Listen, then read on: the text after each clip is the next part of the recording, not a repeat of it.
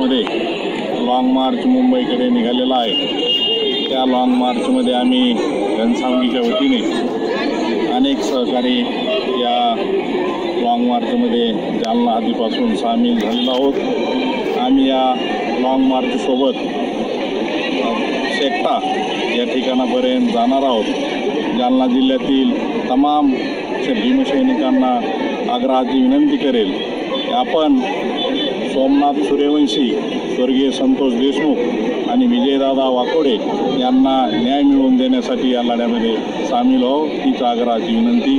Jai Bhim.